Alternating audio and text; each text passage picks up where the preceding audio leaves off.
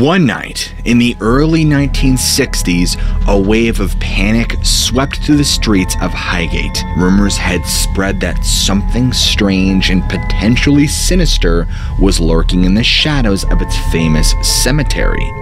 Tales of ghostly figures performing bizarre occult rituals had sent chills down the spines of many local residents. Although Highgate had always been known for its hauntings, this particular apparition was soon picked up by both local and national news outlets. Fear began to spread throughout the suburb as people tried desperately to make sense of what was happening. Could it really be true? Was there really a vampire on the loose? One of the very first documented sightings showed up in the early 60s by a young couple as they strolled home along Swains Lane. The couple were in for a shocking surprise. It was early 1963, and the Highgate Cemetery had been left to decay over a century. Its Gothic Victorian gravestone looming ominously in the moonlight. As they passed through the north gate of the graveyard, or by it, something caught their eye, an eerie figure standing motionless among the tombstones. The figure seemed to be staring right at them, and before either one of them could react, they were both frozen with fear. And they remained rooted to the spot for what felt like an eternity before finally finding the courage to flee from the haunted place. And little did they know, this would only be the beginning of a series of strange and sinister events that would unfold in the decades to come. This entity was like a nightmare come to life, a tall, dark figure floating ominously behind the railings of Highgate Cemetery. Its face the most terrifying thing, contorted in horror and malice. Another sighting happened by a man and his dog, and this strange entity would later become known as the Highgate Vampire, and many more sightings were soon to follow. The story quickly spread around town, more rumors spreading each day about this mysterious creature residing in the cemetery walls. People began speaking of their own stories, tales that had been whispered for years among friends and family alike. But now, they were all out in the open, and no one could deny it any longer. The Highgate Vampire had come to life. An urban legend begins to spread. People report seeing a mysterious tall man inside the cemetery. When he looks at them, the air grows frigid, their muscles freeze. The late 1960s seemed to be a time of fear because stories began to circulate more and more about this dark figure with glowing eyes that glided and moved seamlessly through the cemetery. However, there were variations in descriptions. Some say it wore a hat, others say it was pale white, and there was just a lot of variety. Soon enough, it was in the newspaper and local media and talking about vampire panic, something which had been occurring on both sides of the Atlantic for some time. Now, people were becoming more scientifically minded at this point and much less superstitious, so things did begin to die down as logic and rational reasoning kind of came into play, but there were some people that decided to take matters into their own hands and go hunting for this supposed legend. In fact, 1967 in particular was very interesting, where a lot of fear and widespread fascination with vampires kind of erupted within London.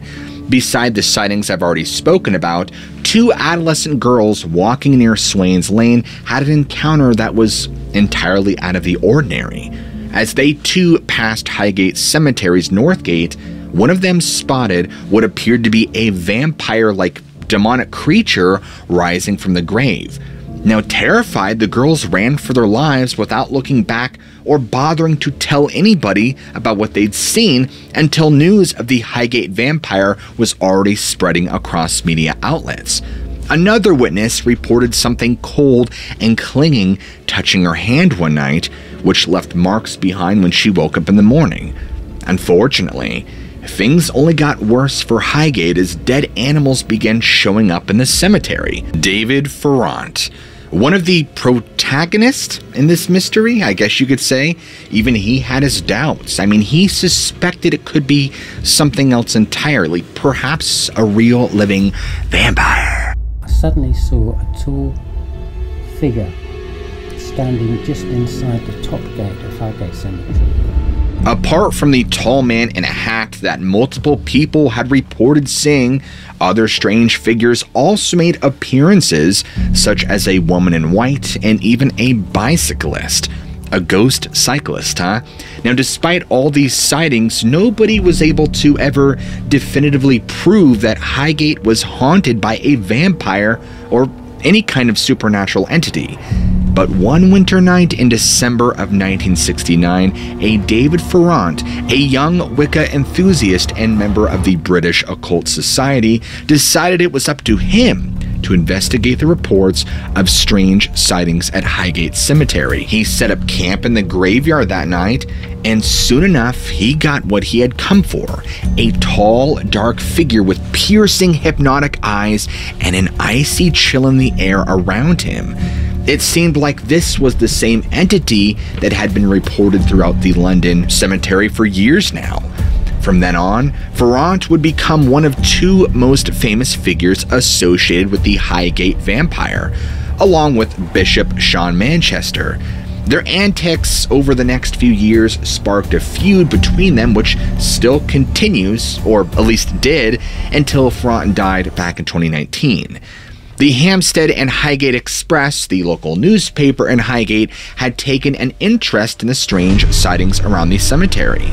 People had reported and talked about seeing Satanists performing black magic rituals and even animal sacrifices there. There were a group of practicing Satanists who were using Highgate Cemetery in the late 60s. Yeah, that is definitely true. I'm not talking about theatrical Satanists. I'm talking about genuine people that are going inside and performing satanic rituals. The town was now abuzz with speculation about these unusual and peculiar activities. It seemed like something truly sinister was afoot. In fact, an article was published on March 6, 1970 by the Ham and High about foxes being found drained of blood and their throats cut.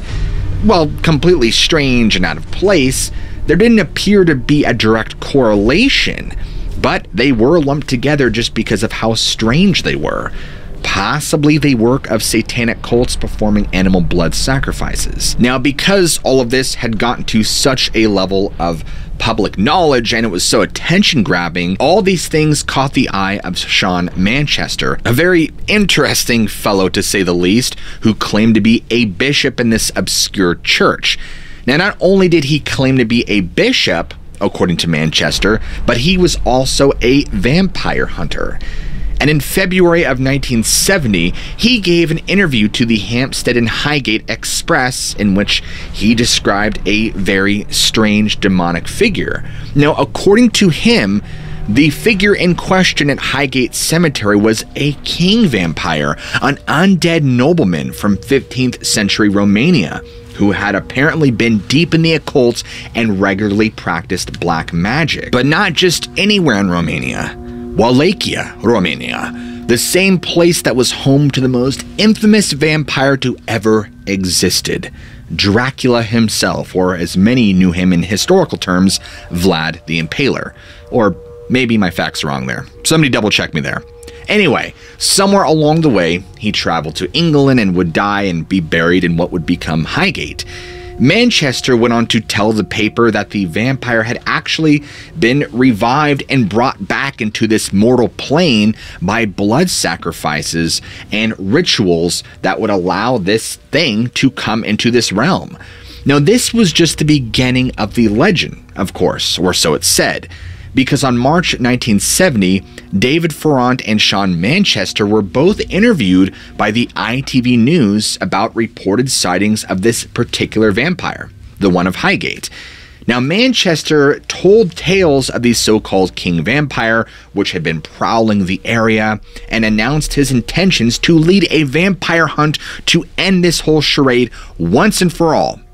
And with this proclamation, people began to speculate even more about how ridiculous this whole thing was and that there really was mysterious creatures lurking in the shadows of Highgate. And it wasn't just teenagers wanting to be cool and killing animals. But little did they know what would come next. People gathered in the cemetery for the vampire hunt, an eerie scene that could have been straight out of a horror movie. The spectacle, I'm sure, was amazing. I mean, hundreds of excited people clambered over the walls and gates, hoping to catch a glimpse of the supernatural creature they sought after.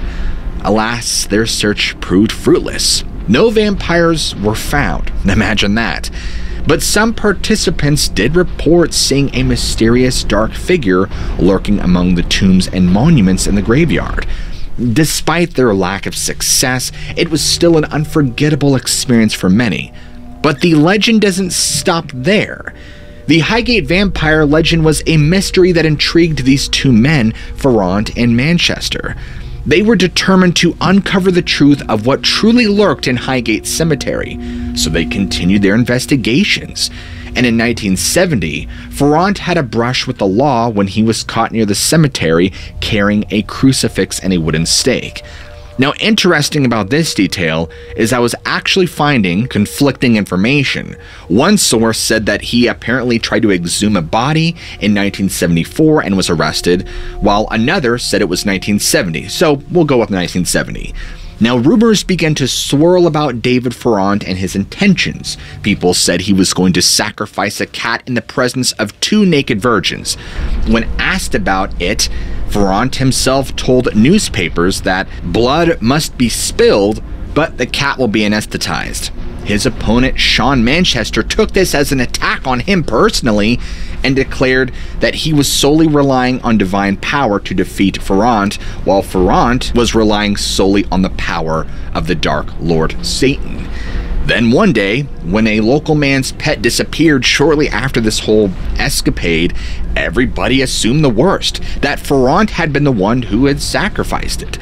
And as you can imagine, PETA wasn't around then, and animal lovers combined who had previously found amusement in these antics at the time because no cats were getting hurt, they now turned on Ferrand. In response, he then sued multiple news networks for making him look like some sort of deranged animal killer, and he actually won the lawsuit. But it doesn't end there, folks. Don Ecker claims that Ferrand also made a voodoo doll of the RSPCA inspector and anybody else who had called for his arrest and the angry mob mentality, sticking heads full of pins to get revenge. Now, whether or not he did make a puppet of Manchester is unknown, but certainly the evidence was enough to prove libel, and it seemed that Ferrand might have been more powerful than people thought. A wizard, perhaps, but not just any wizard. It's unclear if he was just a magic practitioner or if he really dove into the dark arts of the occult, blood sacrifices with humans and animals, summoning demons, making deals with dark spirits. To that degree, we won't know for sure. But despite this growing rivalry between the two men, they both wrote books about their experiences over the years. In 1985, Manchester published his own book entitled The Highgate Vampire, where he claimed to have hunted down and killed the creature for 13 more years after Ferrand's arrest. His proof? Supposedly, he has photos of ashes from burning wood that seem to show evidence of ungodly beings being sent back to hell. As you can imagine, as far as I saw, there were no photos released to the public of that. Now, was there really ever a vampire in the Highgate Cemetery? We can only guess at the truth, but it's sure to remain one of London's greatest mysteries. It was a dark and stormy night in the Serbian village of what is now Kisiova. A young man by the name of Peter Blagojevich had died in 1725, and his passing had left the inhabitants of the village he was in with a sense of fear and unease. But why? Well, little did they know that his passing would soon cause their worries to become much, much worse. Within 8 days of Peter Blagojevich's death, 9 people would suddenly perish. On their deathbeds, they would complain about exhaustion and illness, and they all felt like they had been throttled by some invisible, unseen supernatural force. Now, you have to remember that at this time in Western and Eastern Europe, superstitions were at an all-time high. And in fact, many do believe now that the same entity had also taken Peter Blagojevich, and it soon became apparent that the only person who could be responsible for these sudden 9 people passing was that of Peter himself. But how? He died. Well, the villagers' suspicions were further confirmed when Peter's own wife had reported that he had apparently come back to visit after dying, asking for his openak. Now, if you don't know, openak is basically the traditional servant footwear that many people wore in this day and age. This was supposedly confirming that he had in fact returned from the dead as some sort of undead creature. And as other local legends describe it, it's said that Peter Blagojevich had come back to his house demanding food from his son, and when his son supposedly refused, he had brutally murdered him, drinking his blood in the process. Faced with this terrifying prospect, the villagers and everybody around had no other choice but to disinter Blagojevich's body and examine it for signs of him truly acting out beyond the grave. But it's what they found when they exhumed his body that truly terrified them. The inhabitants of Kisievo were terrified. They had heard these kinds of stories before, but most of them just assumed it was superstition, and now a real-life version of this was terrorizing their community, and they were desperate to put an end to this once and for all. And as you know, desperate times calls for desperate measures, and so the villagers demanded that the Campbell provisor Frumbold, along with a local priest, should present at the procedure. Now, Frumbold tried to convince them that permission from the Austrian authorities in Belgrade should be sought first, but the locals were adamant. Time was of the essence, and they feared that by the time permission came through, it would already be too late. Now, Frumbold found himself in a difficult situation. He could either deny their plea and leave them to fend for themselves, or he could take a chance and grant them permission to go ahead with the procedure. Now, I'm sure at this point you're scratching your head screaming, what's going on? We'll get to that in a second. Now, ultimately, fear of potential death and worse won out, and Frumbold reluctantly gave in to the villagers' demands. With all preparations made, the community had finally had hope that this would be put to rest once and for all. And so, the hunt began. The villagers of Veliko Gradište were in a state of panic. Legends had long whispered of something living amongst them in the shadows. And now there was news that this body had been discovered. Along with the local priest, the village's mayor was called to examine the corpse. Upon seeing it, he too was amazed by the horror that lay there right only feet away from them. And here is where the twist comes in. They weren't dealing with the Walking Dead. They weren't dealing with some man that had just casually gotten up from the grave and decided to waltz around and kill people. No. This was far worse. For you see, when they had exhumed his grave and actually saw Peter's corpse, what they saw were all signs and characteristics that he had never died. Undecayed flesh, hair and beard growth, new skin and fingernails replacing those that had peeled away, and the worst of all, blood around his mouth. This filled the villagers with rage and fear, and so the only way they knew how to solve this problem was to take a stake and to pound it and drive it right into the heart of what they assumed was a real-life living vampire. Now, the legend goes that as this was done, fresh blood began to pour out from the wound, from the ears, and from the mouth of this supposed corpse. And after that was done, they took the body, or what was left of it, and burned the rest, hoping to end this nightmare for good. The authorities apparently did not consider it necessary to take any measures regarding the incident. Now, long ago in Eastern Europe, a mysterious event occurred that would be documented and spread throughout the world. Because in 1725, reported by what is now known as Die Wiener Zeitung, it told of strange occurrences surrounding a vampire case, in particular Peter's. It was said that Austrian officials had witnessed peculiar phenomena which is now known to be associated with the decomposition of a body.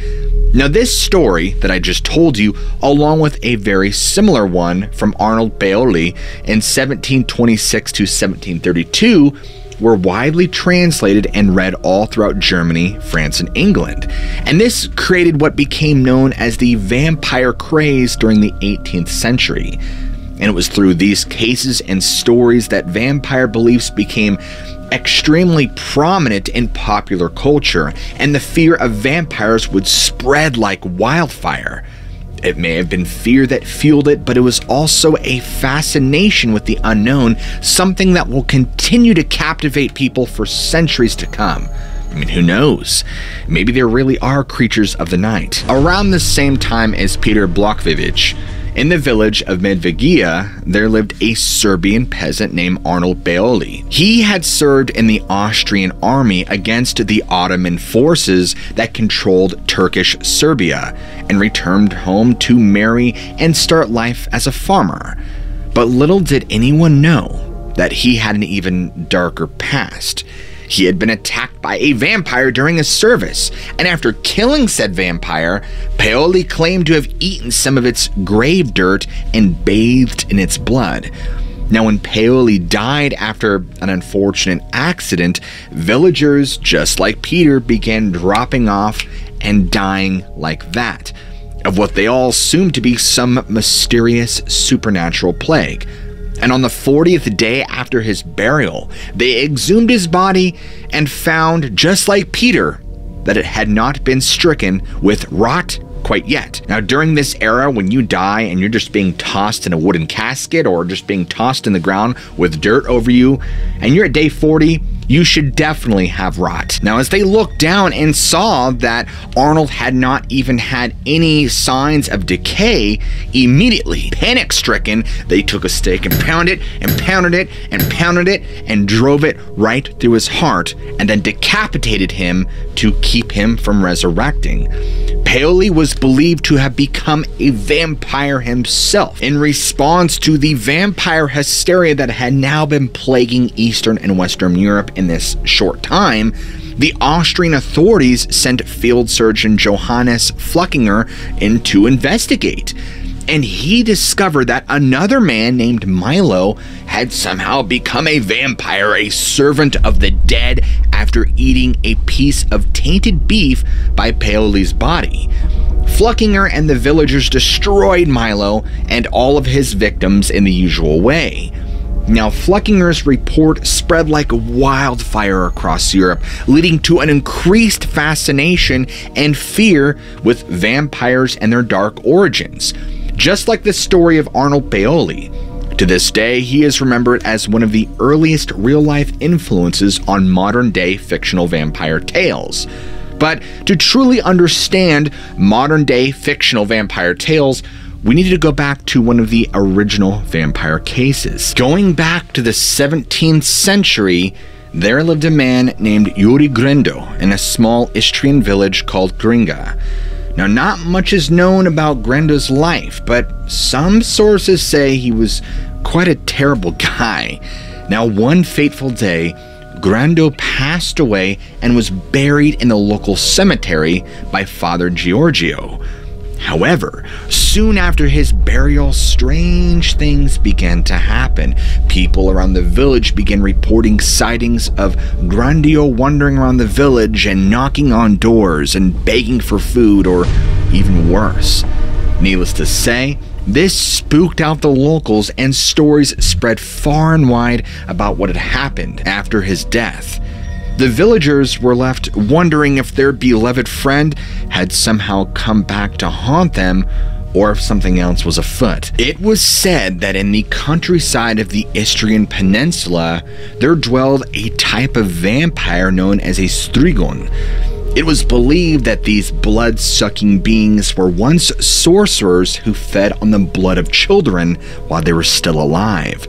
And upon their death, they became undead, continuing to roam the villages around midnight, seeking their next victim. Now, according to Johann Weichert von Vavasor, a 17th century natural historian, it was said that when one heard a knock on their door late at night, Within days, someone from their household would fall ill and eventually die. This story is similar to that of Yore Grando, whose legend could have possibly been inspired by stories of the Strigon. The villagers believed that if anybody died during the period when the Strigon was sighted, that they had been taken and eaten by this mysterious creature. The villagers were so terrified of the Strigon that they even thought it had the ability to silently creep into their beds to sleep with their women. It was said that this creature had a taste for widows in particular, especially if they were young and beautiful. Now, natural historian Vavasor wrote about these beliefs and fears in his work, which has been passed down through generation ever since. Everyone at that time believed in the dark power of these mysterious creatures known as the Strigon. Tales of its malevolent activities spread far and wide, so it's really no surprise when the villagers around Yore Grando's village were filled with fear.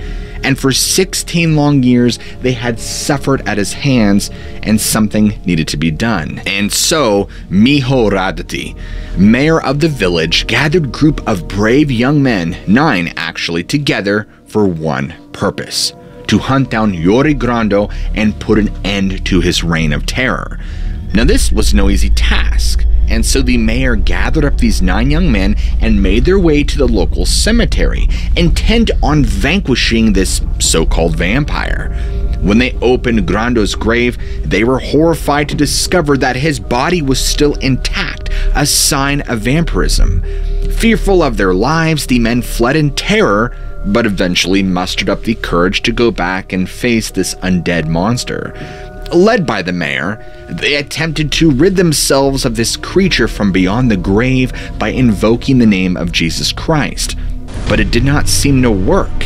They were frustrated and afraid, yet despite these fears, something had to be done, or else Grando might truly come back from death's door eternally.